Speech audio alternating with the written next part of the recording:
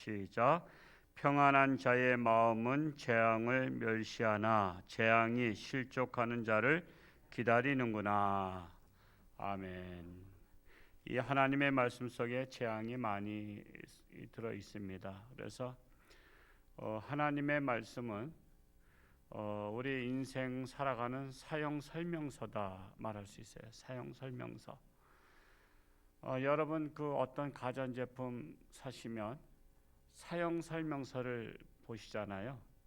하다못해 자동차도 사용 설명서 이게 책으로 돼 있어요. 근데 그게 보기가 귀찮으니까 안 보지. 사실은 그걸 다 봐야 되거든요. 그래야 기능을 잘 알거든요. 저도 지금 제 차를 운행하면서 모르는 게 많아요. 여러 가지 이용할 수 있는 건데 제가 그거를 사용 설명서를 읽는 것을 귀찮아하기 때문에 그걸 몰라요. 모르니까 못 쓰는 거예요. 그러니까 기능이 좋은 게 있어도 모르면 못 쓰는 겁니다. 그것처럼 또한 우리가 스마트폰 같은 경우도 우리 어르신들은 우리가 무슨 온라인 예배를 들어오실 줄 모르잖아요. 근데 그게 없는 게 아니라 들어올 줄을 몰라서 그래요. 그러니까 아무리 설명해도 잘 이해가 안 되는 거예요. 근데 그 들어올 줄 알면 편하게 볼 수 있잖아요. 우리 홍천중학교 언제든지 들어와서 볼 수 있는데 그게 안 되는 거예요. 그게 안 되니까 얼마나 답답하겠어요. 그러니까는 사용 설명서는 내가 잘할수록 내가 편리하게 살아가는 거예요. 편리하게. 하나님의 말씀은 인생 사용 설명서예요. 하나님께서 우리 인간이 이 땅에 살아가면서 지혜롭게 살아갈 수 있는 것을 성경에 다 기록해 놓으셨거든요. 그러니까 성경에 있는 이 사용 설명서를 내가 읽고 잘 숙지하는 게 중요합니다. 잘 숙지하고 있으면 이 말씀이 그때그때 상황에 따라서 이럴 때 하나님 말씀은 이렇게 하셨지 하고 하나님의 말씀대로 살아갈 수가 있다라는 사실입니다. 자, 하나님은 이 세상을 재앙을 통해서 심판하신다라고 말씀하고 있는 거예요. 그래서 우리가 성경에 보면은 또 여러 가지 또 모델이 있잖아요. 샘플이 있어요. 노아 시대에는 무엇으로 심판했죠? 홍수로 심판했어요. 홍수라는 재앙을 통해서 심판을 했고, 홍수가 참 무섭잖아요. 홍수 난 것들을 이렇게 보면 갑자기 물이 산에서 골짜기에서 다 내려와서 사람들이 사는 민가 주변 오면 이게 다 합쳐져서 이게 엄청 많은 거예요. 무슨 100mm 왔다. 100mm가 10cm거든요. 근데 10cm니까 뭐 물 별로다. 뭐 발목도 안 찬다. 이렇게 생각하면 오산해요. 왜냐하면 저 산 높은 데 있는 물들이 다 합쳐져 가지고 민가쯤에 올 때는 막 1m가 되고 2m가 되는 거거든요. 그러니까 이 물의 재앙을 통해서 너무 또 낮은 곳에 살면 위험하고 물가에 살면 위험해요. 그래서 어느 정도 위치를 선정해서 집을 짓는 것도 중요합니다. 수년 전 한 10년도 넘었을 것 같은데 저 양양 쪽으로 해서 설악산 오색약수터 쪽으로 그때 태풍이 불어가지고 많은 물이 설악산 계곡에서 내려온 것 때문에 막 씻겨 내려갔죠. 그래서 양양 쪽으로 저희 교회가 한번 위문을 간 적이 있었어요. 위문을 갔는데 앞에 집은 떠내려가고 뒷집은 그대로 있어. 그게 바로 뭐냐면 언덕의 차이가 있는 거야. 한 1m 정도 언덕의 차이가 있다 보니까 1m 낮은 집은 떠내려갔어. 근데 1m 높은 집은 그대로 있는 거야. 왜? 물이 거기까지 안 찼으니까. 그러니까는 같은 홍수가 왔어도 1m 아래에 있느냐 아니면 1m 위에 있느냐에 따라서 집이 그대로 보존되어 있고 하나 휩쓸려 내려간 것을 볼 수가 있어요. 참 그걸 보면서 살아도 이 지형도 잘 봐야 되고 또 이게 위치 선정을 잘해야 된다. 또 산사태 나는 것들 봐도 그래요. 산사태 나는 걸 봐도 어떤 집은 산이 막 무너지면서 덮쳐버렸는데 그 옆집은 그 산을 비껴서 있기 때문에 또 괜찮아요.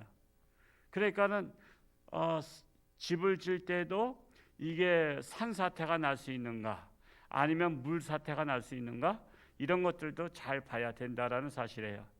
그래서 노아의 방주 때는 물의 재앙, 소돔과 고모라 때는 무슨 재앙이었죠? 유황불의 재앙이 왔었습니다. 그리고 바로왕 시대, 그리고 또 다윗이 잘못을 저질렀을 때 그때는 전염병의 재앙이 왔었죠. 그리고 또한 중세시대 때 가장 흑사병, 중세시대라면 1500년대를 말합니다. 지금부터 한 500년 전에 중세시대에는 완전히 유럽의 인구들이 거의 다 죽었어요. 그리고 왜 죽는지도 몰라. 전염병이 뭔지도 몰라. 왜냐하면 눈에 안 보이니까. 이 세균은 눈에 안 보이잖아요. 안 보이는 이 세균이 사람들을 그냥 다 침투시킨 거예요. 그래서 세균을 발견하고 나서 현미경을 통해서 세균이 발견되고 나서부터 의사들도 그때 이제 소독하고 손을 씻고 그런 거지. 의사들도 이 세균을 모르니까 이 사람 수술하고 피 묻은 손 가지고 또 이 사람 수술하고, 그러니 수술한 사람마다 다 죽어 나간 거죠. 의사가 수술하면 다 죽은 거예요. 왜? 피 묻은 손 가지고 막 균 묻은 손 가지고 막 하니까. 그러니까는 참 모르는 게 참 그렇게 불행한 것을 올 수 있어요. 게다가 현미경 발명하고 나서부터는 이 사람의 몸에 세균이 그렇게 많구나. 우리 손에 세균 많은 거 아시죠? 세균이 엄청 많은 거예요. 근데 이게 눈에 보이지 않기 때문에 그런 거지 엄청 많습니다. 그래서 우리가 문을 열고 닫고 할 때도 그래서 우리가 손으로 만지지 말고, 왜? 손을 대는 순간에 내 손에 있던 세균이 거기에도 묻어 있단 말이에요. 그래서 요즘은 이렇게 팔로다가 문을 밀기도 하고 그런데 우리 한국 사람 키는 거의 다 한 160, 170 전후가 되잖아요. 그러니까 키가 비슷하니까 똑같은 장소를 그게 만지게 돼 있다고. 그 똑같은 장소를 만지게 되기 때문에 거기를 우리가 만지지 않도록 이게 해야 돼요. 그 어떤 분은 그러더라고. 옛날엔 컵을 공룡 썼어. 그러다 보니까 되게 컵을 들면 이렇게 해서는 이렇게 마시잖아요. 그랬더니 어떤 사람은 지혜롭게 나는 반대로 마셔야 되겠다고 해서는 이쪽을 짚고서는 이 반대로 마셨어. 근데 이제 그걸 자랑한 거야. 그렇죠? 나는 이쪽에는 거기다가 사람들이 습관적으로 오른손으로 짚고 이쪽에 입을 대니까 나는 이쪽으로 되겠다고. 그랬더니 다른 사람들이 깜짝 놀란 거예요. 나도 다른 사람들이 그렇게 할까 봐 이쪽으로 다 했는데. 그러니까 자기는 예방하려고 이쪽으로 했더니 다른 사람들도 그 생각이 들어서 이쪽으로 다 마셨대. 제가 그 얘기를 옛날에 듣고서는 사람 심리는 거의 다 비슷하다라는 것을 볼 수가 있습니다. 이 재앙의 시대의 말씀에 보면 내 마음이 평안하다고 해서 재앙을 무시해서는 안 된다는 거예요. 재앙을 무시하면 안 돼요. 마음이 평안하다고 해서, 예를 들어서 운전을 할 때 내가 운전을 막 달려갈 때 나는 기분이 좋고 신나, 마음도 편안해, 그러다고 해서 사고 안 나는 게 아니에요. 마음이 평안한 것과 관계없이 재앙을 예비하지 못하면 환난이 올 수가 있습니다. 그러면 재앙이 방심하는 자를 기다린다라는 거예요. 그래서 재앙의 시대에 방심은 금물이라는 것입니다. 인생에는 예방 인생이 있고 처방 인생이 있어요. 그래서 지혜로운 자는 항상 예방 인생을 살아가요. 미리미리 사전에 대처하고 대비하고 준비를 해요.